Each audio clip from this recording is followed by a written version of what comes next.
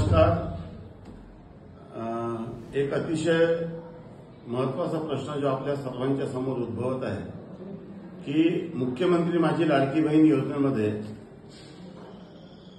शासनाच्या जीआरमध्ये असं नमूद आहे की अंगणवाडी सेविकेनी याचं ऑनलाईन करावं।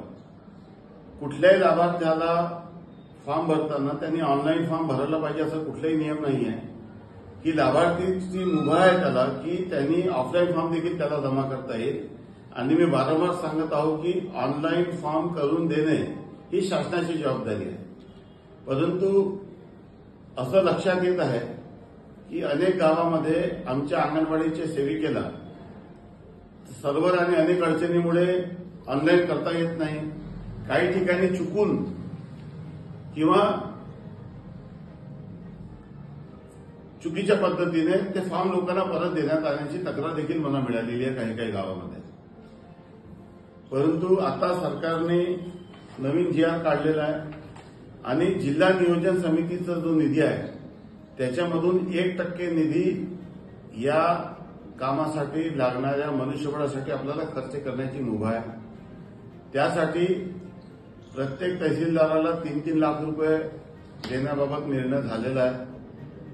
प्रत्येक बीडीओच्या कार्यालयात तालुका स्तरामध्ये वॉल्यूम केलेले आहे आणि जे विद्यार्थी किंवा जे युवक आहे की ज्यांना किंवा महिला आहे त्यांना डाटा एंट्री करता येते किंवा फॉर्म ऑनलाईन करता येते त्या सर्व लोकांना माझी विनंती आहे की त्यांना जर त्यांची सेवा द्यायची असेल त्याचा मोबदलाही अर्थात आपल्याला मिळेल।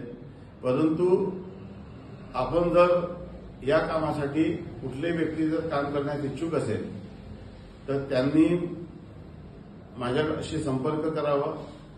या सर्व लोकांना योग्य तो याचा मोबदला देखील देण्यात येईल आणि हे सर्व फॉर्म ऑनलाईन करण्याची प्रक्रिया ही प्रशासकीय व्यवस्थेचा भाग आहे।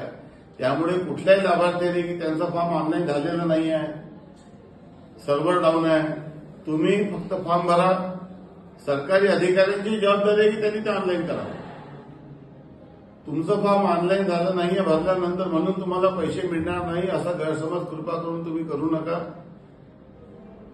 आपण मोठ्या प्रमाणामध्ये मनुष्यबळ नियुक्त करून हे सर्व फॉर्म ऑनलाईन करून घेऊ। ज्या अंगणवाडी सेविकेनी गावात फॉर्म परत केलेले आहे किंवा काही फॉर्म ग्रामपंचायतला परत दिलेले आहे त्या सर्वांना तुम्हाला तुमच्याशी जमत नसेल, तुमचं नुकसान होऊ नये अशी आमची इच्छा होती। कारण की प्रत्येक फॉर्म मागे अंगणवाडी सेविकेला 50 रुपये अनुदान दिलं जात आहे। परंतु एवढ्या मोठ्या प्रमाणामध्ये फॉर्म ऑनलाईन करणं त्यांना शक्य नाही किंवा काही लोकांचं शिक्षण कमी झाल्यामुळे किंवा त्यांना मोबाईल ऑपरेट करता येत नसल्यामुळे किंवा त्यांना सर्व्हर डाऊन असल्यामुळे किंवा त्या गावामध्ये नेट नसल्यामुळे जे काही अडचणी उद्भवत आहेत त्या सर्वांना माझी विनंती आहे की सर्व तहसील कार्यालयात आणि सर्व बीडीओला जिल्हाधिकारी आणि आम्ही अशा सूचना दिलेल्या आहे की सर्व वाजवून सुरू करून लोकांचे फॉर्म ऑनलाईन करून घ्या। लवकरच सर्व फॉर्म ऑनलाईन होऊन जाईल। तुम्हाला या संदर्भामध्ये खूप काळजी करण्याची गरज नाही।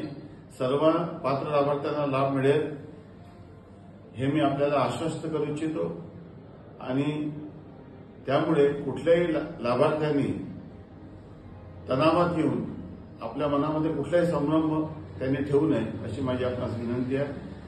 कृपया हा माझा व्हिडिओ जास्तीत जास्त लोकांना शेअर करा, व्हायरल करा, जेणेकरून लोकांमध्ये असलेला संभ्रम दूर होईल आणि गोरगरीब महिलेला प्रत्येकाला पात्र लाभार्थ्याला जे 1500 रुपयाचं अनुदान आहे तो आपण या निमित्ताने निश्चितपणे देऊ एवढं मी आपल्याला सांगतो।